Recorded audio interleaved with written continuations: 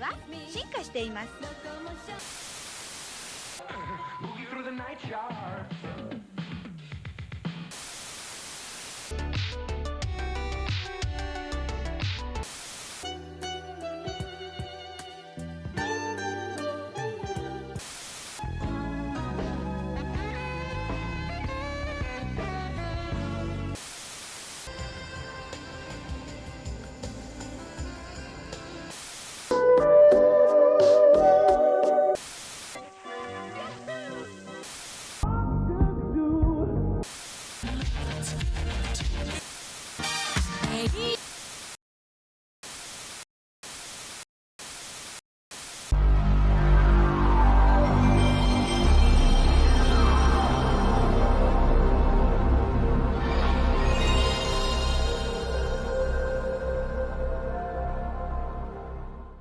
Salut les Tigers! La naissance d'un genre de musique est très souvent liée à un besoin qu'a une communauté de s'exprimer. Par exemple la bossa nova pour le Brésil ou la city pop pour le Japon. Mais qu'en est-il pour les communautés d'internet, telles que Reddit, 4chan ou bien Fanart? Eh bien c'est ici que la Vaporwave fait son apparition, à mi-chemin entre la culture mum et la musique ambiante. Mais en y regardant de plus près, le terme Vaporwave est assez vague, car il englobe tout un tas de sous-genres musicaux avec leurs spécificités, aussi bien visuelles que musicales. Car oui, la Vaporwave n'est pas juste un courant musical, mais aussi et surtout un courant esthétique. Le néophyte serait peut-être impressionné à la vue de cette liste sans fin. C'est pourquoi j'ai travaillé à la réalisation d'un iceberg de la Vaporwave en 3 parties. L'iceberg est un système de classification qui permet de jauger votre niveau de connaissance d'un sujet en allant de la surface, avec des sujets que vous connaissez très certainement, du moins que vous trouverez très facilement en quelques recherches, à des sujets de plus en plus méconnus. Bien sûr, je ne vous promets pas un classement des plus rigoureux, mais je pense qu'à la fin de cet iceberg, au moins vous aurez un visu du paysage musical que représente la Vaporwave. Ceci étant dit, je vous invite à vous replonger dans ce courant qui a marqué les années 2010, la Vaporwave. Partie 1, le ciel. Floral Shop. Si vous tapez Vaporwave sur internet, c'est certainement sur cette pochette d'album que vous tomberez en premier. Il s'agit de l'album Floral Shop, uploadé en 2011 par l'artiste Vectroid sous le pseudo Macintosh Plus. C'est cet album qui définira les contours du genre, avec des samples dont le tempo des vocals a été ralenti de manière extrême, voire même caricaturale. Un tempo très lent, un délai poussé au maximum, tout donne l'impression d'être dans un espace large et irréel. C'est le titre Lisa Frank Modern Computing, sample de It's Your Move par Diana Ross qui deviendra le titre égérie de la Vaporwave. Vectroid n'est malheureusement plus active sur la scène de la Vaporwave, mais restera pour toujours sa créatrice. Simpson Wave. Un mème qui revient très souvent lorsque vous diguez de la Vaporwave, c'est de la Vaporwave mélangée avec des images de la série des Simpsons. C'est une des esthétiques de la Vaporwave. L'un des meilleurs exemples est la vidéo Crisis, mettant en scène la crise de la quarantaine à laquelle fait face Homer Simpson. Les musiques utilisées dans ce mème pour la plupart sont extraites des albums de Home dont on reparlera un tout petit peu plus tard dans cet iceberg. Au travers de cette esthétique, on peut commencer à voir la position un peu ironique, voire même critique de la Vaporwave par rapport à la société capitaliste des années 80-90. Les Simpsons étant elles-mêmes une série qui dénonce cet aspect de la société de l'époque. Dans le même goût, on trouvera la Trump Wave, qui tient d'ailleurs plus du délire qu'autre chose. Synthwave, Chillwave. Je ne vais parler que très brièvement de ces genres de musique car ils ne sont pas considérés comme des sous-genres de la Vaporwave mais plutôt des cousins. La Synthwave est un courant musical influencé par la New Wave et toute l'esthétique filmique des années 80, dérivé direct d'artistes tels que Kraftwerk, Vangelis, Carpenter Brut, etc. La Synthwave est apparue avant la Vaporwave et a parcouru un long chemin pour pouvoir se faire une place dans la pop culture. C'est pour ça qu'on commence à la retrouver dans des séries ou bien des films. Par exemple avec Stranger Things ou bien des films comme le très célèbre Night Call de Kavinsky dans le film Drive avec Ryan Gosling. La Chillwave est en fait un mix entre la Synthwave et des sonorités lo-fi. Je vous invite à aller regarder notre petite vidéo lo-fi. Celle-ci se veut plus accessible et populaire que la Vaporwave. Home, Odyssey. Je pense que c'est dans cet album que la Synthwave et la Vaporwave se côtoient à merveille, mais c'est aussi à mon avis leur dernier point de croisement. Odyssey est un album sorti en 2014 et produit par Home aka le tout jeune Randall Goff. Le morceau le plus connu de l'album est Résonance que vous avez déjà dû voir passer dans les recommandations YouTube. Un album extraordinaire avec des sonorités typiques de la Synthwave. Pour être honnête, je ne suis pas un fanatique de Synthwave, mais cet album est une véritable mine d'innovation dans le genre, et il se laisse tout à fait écouter. C'est pour ça que je vous recommande très chaudement d'aller écouter cet album, et plus précisément son titre Résonance. Blank Banshee. Un zèbre de la Vaporwave, mais très certainement un des artistes qui a le plus réussi à populariser le genre. Dans son album Blank Bouncy Zero, sorti en 2012, il mêlera des sonorités trap avec des bruits de démarrage d'OS, des rythmes instables et un usage plutôt inattendu du sampling. Son titre, Teen Pregnancy, lui, a été repris dans une vidéo de Simpson Wave ou bien sur TikTok. Je pense que de tous les albums que je vais vous présenter, celui-ci est vraiment à part dans le monde de la Vaporwave. Et c'est pourquoi il ouvrira une toute nouvelle voie pour la Vaporwave qui s'appelle la Vapor Trap. Outrun. Allez, on va parler une toute dernière fois de Synthwave. Cet album, sorti en 2013 et produit par Kavinsky, est celui qui fera connaître la Synthwave au grand public. Les sonorités de l'album sont bien plus proches de la French Touch ou de la House que l'ambiante. Ce qui est intéressant, c'est que Kavinsky n'a pas été le seul à produire l'album. Il a été aidé par Sebastian, dont nous avions parlé dans une autre vidéo. Il a aussi été très lié à Brickbot et Daft Punk. Bref, un album parfait pour vos virées nocturnes. Des titres ont d'ailleurs été repris par certaines pubs de voitures. Future Funk. On ne va pas s'étendre sur le sujet car j'en ai déjà parlé dans une autre vidéo. La Future Funk est un sous-genre de la Vaporwave qui réutilise de vieux samples de funk, historiquement de city pop ou d'AOR japonais, et qui les mélange aux sonorités de la house. Il y a toute une esthétique liée aux animés japonais des années 80-90. Dans le tas, on peut citer des artistes comme Macross 82-99, dont on reparlera plus tard, Yungbae ou bien Night Tempo. Pour en savoir plus, je vous invite à regarder ma vidéo sur la Future Funk. City Pop.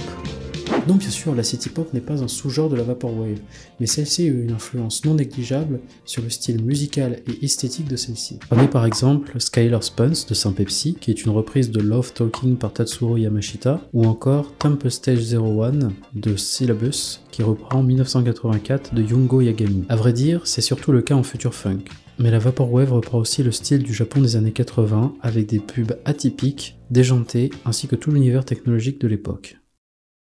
Partie 2, la surface. À ce stade de l'iceberg, nous allons commencer à parler d'artistes ou bien de notions qui sont facilement accessibles par YouTube, par le biais des recommandations ou bien par Bandcamp.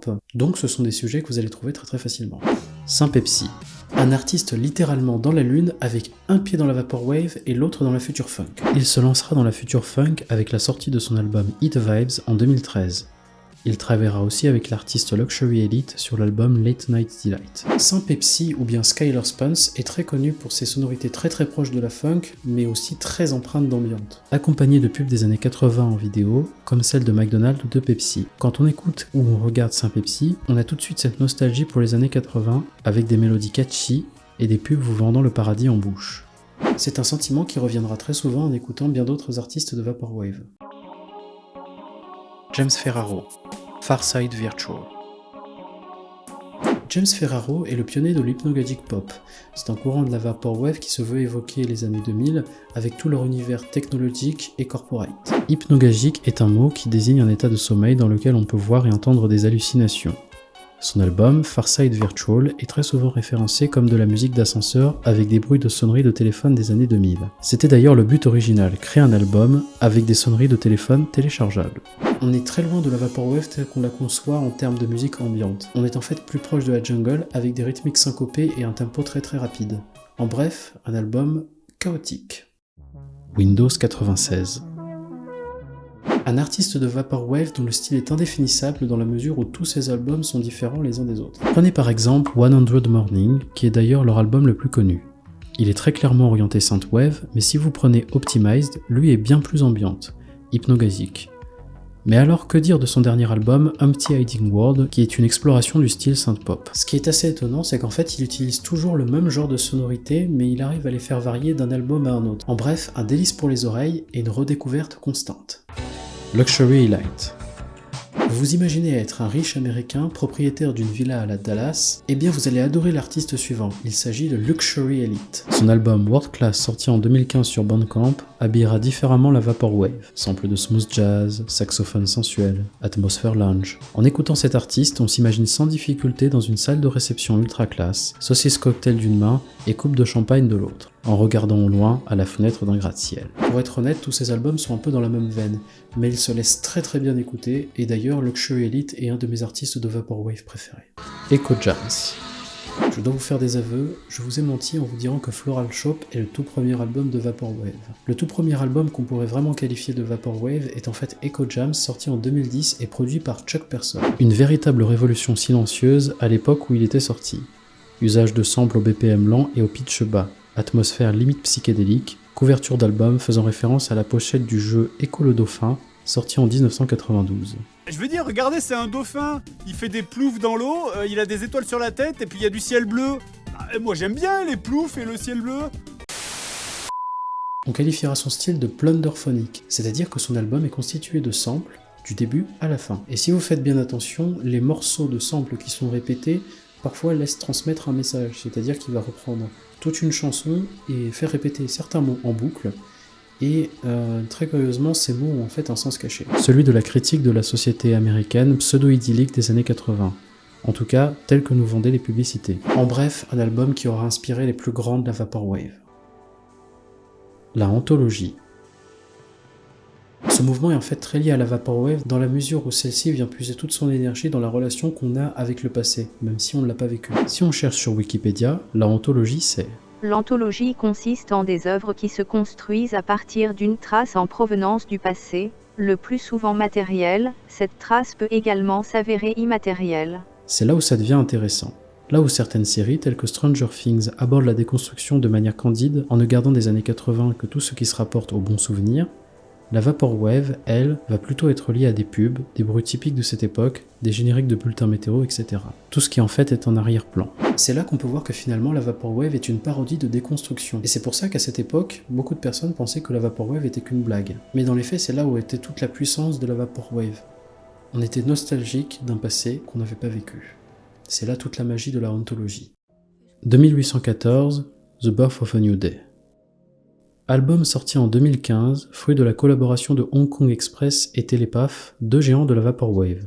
L'album à l'origine se voulait être non plunderphonique, c'est-à-dire sans sample, juste des sonorités ambiantes. Cet album est le premier de la liste qui a un ton plutôt sombre, un univers futuriste dystopique, un rêve froid comme le décrit Hong Kong Express. Jusqu'à la publication de l'album, la plupart des albums de Vaporwave étaient en fait basés sur des samples, mais The Birth of a New Day a apporté vraiment une nouvelle vision de ce que pouvait être la Vaporwave avec juste des sonorités ambiantes. Et c'est pourquoi cet album a été vraiment une révélation et qui a ouvert un nouveau courant de la Vaporwave qui était le Dream Punk.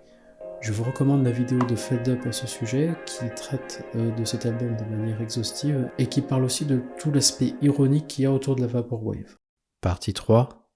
Les eaux claires. À ce niveau-là, il y a pas mal d'artistes que vous trouverez après avoir fouillé sur le net. Ils correspondent à des sous-genres très particuliers de la Vaporwave, et on commence à toucher à des délires qui sont vraiment propres au genre. Macross 82-99. Je vous propose un dernier petit coup de future funk avant de plonger un peu plus bas.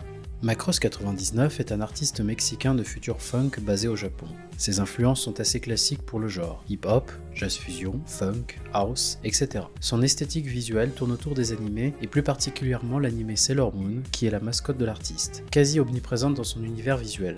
Il uploadera en 2013 son album Neo Tokyo, qui restera assez méconnu, mais c'est avec son album Sailor Wave qu'il arrivera à se trouver une place dans la scène future funk. Tous ces albums sont des références dans le genre.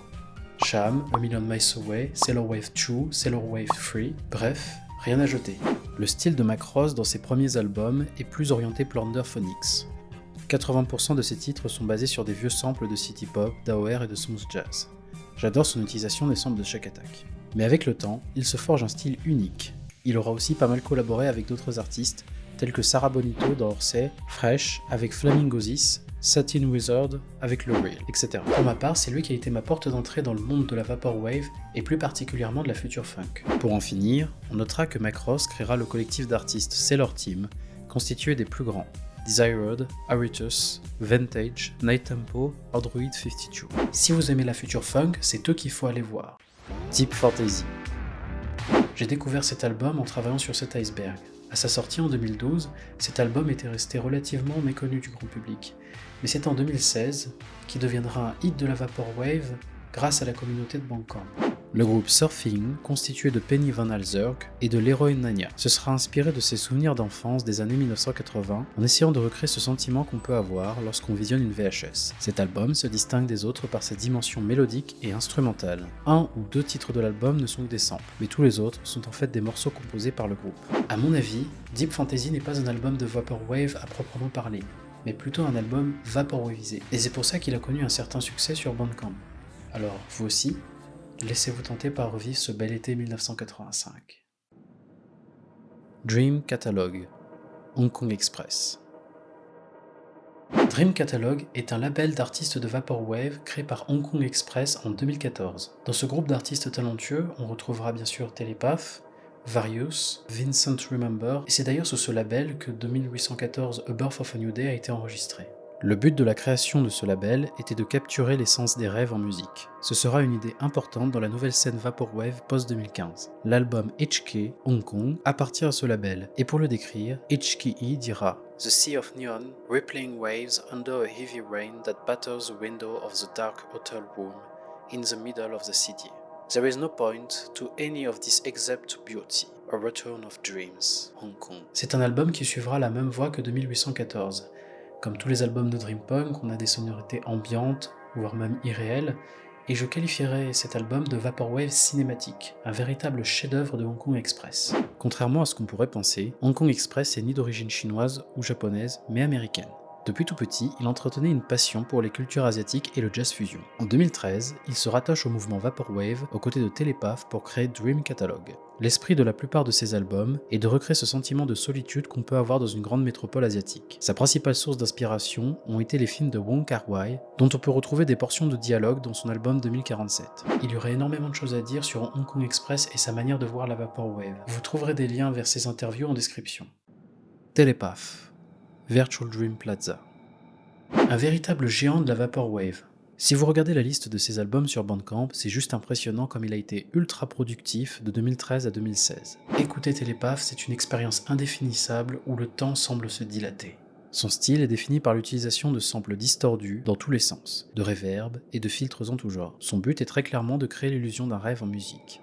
Lui et Hong Kong Express sont en fait les pionniers d'un nouveau sous-genre de la Vaporwave qu'on appellera Slush Wave. Il a réussi à se faire une place dans le cœur des fans de la Vaporwave sans même savoir de qui il s'agit. Car oui, on ne connaît de Telepath que son œuvre, et il disparaîtra complètement de la toile en ne laissant que ses albums sur YouTube et Bandcamp. Son esthétique visuelle est très proche de celle de Hong Kong Express, avec l'utilisation de caractères chinois et japonais pour nommer ses titres, même les pochettes d'albums sont teintées de cette esthétique asiatique qui fait tout son charme. Il uploadera ses 31 premiers albums de 31 minutes chacun sous son propre label Virtual Dream Plaza, une série d'albums d'ambiance avec chacun un caractère unique. Les couvertures d'albums sont toutes des images de femmes asiatiques issues de pubs des années 80-90. Le but de cette série d'albums est en fait d'expérimenter l'expérience d'un rêve lucide en musique. Telepath est un artiste inspirant qui ne voulait être jugé que sur une chose, son œuvre. Vaporor. Héritier direct de Blank Banshee, Jeff Cardinal, aka Vaporor, se réclame du mouvement Vapor Trap. Il sortira plusieurs albums sous le label Dream Catalogue, dont son très célèbre Manapool en 2014. En 2016, il créera son propre label 100 Records pour avoir son propre espace de création. Je peux vous recommander son album Saccharine Synergy sorti en 2020. La musique de Vaporor est en fait très empreinte de la musique des jeux vidéo des années 90. Ça a été d'ailleurs sa principale source d'inspiration. En écoutant cet album, on se replonge dans cette ambiance techno qu'on avait en jouant à Sonic 64 le mercredi après-midi. Vaporor est encore très actif et influent sur la scène Vaporwave, et son label est une mine de talents qui porteront la scène Vaporwave du futur. Cat System Corp, Mallsoft. Un de mes artistes de Vaporwave préférés, Cat System Corp, est en fait le pionnier du genre Mallsoft, un sous-genre de la Vaporwave qui se veut utiliser que des samples de musique de centres commerciaux des années 80-90, avec en arrière-plan des couches de smooth jazz, de musique lounge, aussi appelée Muzak. Le style de Cat System Corp est en fait très empreint de la nostalgie qu'il a pour son enfance dans les années 90, dans le monde qui précéda les événements tragiques de 2001. C'est d'ailleurs le thème d'un de ses albums, News at 11, sorti en 2016, qui reprend des samples de journal télévisé juste avant l'annonce de la catastrophe, comme s'il avait la possibilité de suspendre le temps et de continuer à le faire vivre. Son album le plus connu, et certainement le plus apprécié dans le genre, est Pall Mall, sorti en 2014, avec que des samples de grands centres commerciaux. On a une véritable expérience d'immersion dans les souvenirs d'enfance de Yant, et c'est assez déroutant au début. Les centres commerciaux sont les temples du consumérisme. Les escalators mènent tout droit vers un paradis illusoire mais tentant. Les 20 premières minutes de l'album sont en fait une immersion dans un centre commercial. Les 20 minutes d'après sont des titres assez classiques de Vaporwave. Cat System Corp est une expérience qui ne se décrit pas, mais qui s'écoute et qui se vit. Enmesh, Signal Wave. Imaginons que vous soyez sur une planète extrêmement lointaine et que vous ne soyez équipé que d'un récepteur radio. Vous l'allumez et vous entendez un mix bizarre de signaux sur une seule et même chaîne, sans même possibilité de tourner le tuner. Vous entendez Captain Maverick, Take My Breath, Soul to Soul, Frankie Goes to Hollywood, etc. Et c'est exactement l'expérience que vous aurez en écoutant les albums New Wave Hallucination et Dream Sequence de Nmesh. Ancien batteur de métal, celui-ci s'est reconverti dans la Vaporwave et a été le pionnier d'un nouveau sous-genre, le Signal Wave. Cette fois-ci, le sample n'est pas utilisé comme matière première, l'album devient le sample. Les albums de Nmesh ont la particularité de créer une atmosphère psychédélique enivrante. Si vous voulez avoir une idée du sentiment qu'on a quand on écoute New Wave Hallucination, vous pouvez juste regarder la pochette de l'album. Nmesh est maintenant un peu moins présent sur la scène Signal Wave, mais il continue de repousser les limites de son style vers la dark ambient psychédélique. 18 Karat Affair. Un artiste de Vaporwave assez apprécié par les connaisseurs, mais qui à mon avis est trop sous-coté. Il s'agit en fait de Dennis Parker, aka 18 Karat Affair, un artiste de Vaporwave très orienté synth-pop, synth-funk. Il est connu pour utiliser un enregistreur cassette à 4 bandes pour ses prods, une machine très utilisée dans les années 90 pour faire du mix. Parmi ses albums les plus connus, on retrouve Vintage Romance, Spent Passion, Televised Tragedies et Adventures in Schizophrenia, qui est un délice. En écoutant 18 Karat Affair, on a vraiment ce sentiment de mater une vieille VHS abîmée au plein milieu de la nuit. Sa manière de mixer est très semblable à DJ Screw, une pointure du hip-hop des années 90 qui travaillait avec des samples dont le tempo était ultra ralenti. Pour revenir à 18 Karat Affair, il a été le premier à vendre des cassettes vidéo VHS avec sa musique. Si vous êtes intéressé par le gaillard, n'hésitez pas à aller écouter son interview, j'ai mis le lien en description. Utopian Virtual. Nous avons précédemment parlé de l'album Far Side Virtual par James Ferraro. Et bien celui-ci a été le coup d'envoi d'un nouveau sous-genre de la Vaporwave basé sur le monde corporate de la fin du XXe siècle. En reprenant son univers visuel pour les pochettes d'albums et son univers sonore, par exemple avec des bruits d'ordinateur de l'époque, de la musique, des sonneries de téléphone portable, etc. Outre Farside Virtual, les albums les plus représentatifs du genre sont Home de Prism Virtual Enterprises, un alias de Vectroid, Online de Landscape International et High Fashion Mood Music de Eyeliner.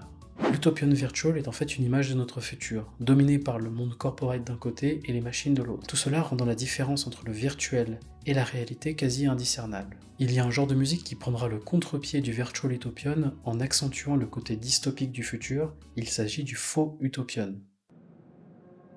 Violin, Anne Howling. Beaucoup plus sombre, Violin est un artiste chinois basé à Shenzhen. Son esthétique, comme son nom l'indique, fait énormément référence aux hackers des années 90. La plupart de ses albums sont teintés de dark ambient, dream punk experimental, comme vous pouvez le constater en écoutant Void 002 et Void 003, qui sont assez représentatifs de son style. Très aérien et sombre, avec des drones qui évoluent très lentement, au caractère méditatif et hypnotisant. Seulement vous pourriez être assez surpris en écoutant son album Ace Internet Explorer, qui est un véritable délire nostalgique de la technologie des années 90. Un véritable bijou de Virtual Utopian selon moi, et si vous voulez savoir comment ça sonne, il suffit de regarder la couverture d'album. Haircut Foreman. C'est très certainement un artiste que vous avez vu se glisser dans vos recommandations YouTube. Et en voyant une telle pochette d'album, comment ne pas cliquer ? En effet, l'univers visuel de Haircut Foreman est très riche. Pochette d'album et titres écrits avec des kanji et hiragana, référence au statut de la Grèce antique, couleurs pétantes. Tous ces éléments, contrastant les uns avec les autres, font que les pochettes d'album de Haircut Foreman attirent l'œil. Mais son succès ne se résume pas juste à son univers visuel. Son univers musical est aussi très riche. Il a sorti pas moins de 21 albums depuis 2014. Le plus connu est sans conteste l'album Down Table and Die, qui est à mon sens une lettre d'amour au trip-hop. J'ai pu constater que Haircut Foreman est un artiste qui divise en fait la communauté de la Vaporwave. Il y a d'un côté ceux qui pensent que c'est un génie du sample avec une technique unique, et d'autres pensent qu'il ne fait que s'approprier le travail des autres, tel que Holiday de Madonna, et que son usage excessif du japonais pour le titrage de ses albums tient plus d'une caricature que d'autre chose. Pour ma part, je pense que le plus important est sa musique. Après, que ça plaise ou non, c'est plutôt une question de goût. Je vous invite à regarder ma vidéo sur la polémique que The Weeknd a causée en samplant de la city pop. Dev Dynamax Shroud.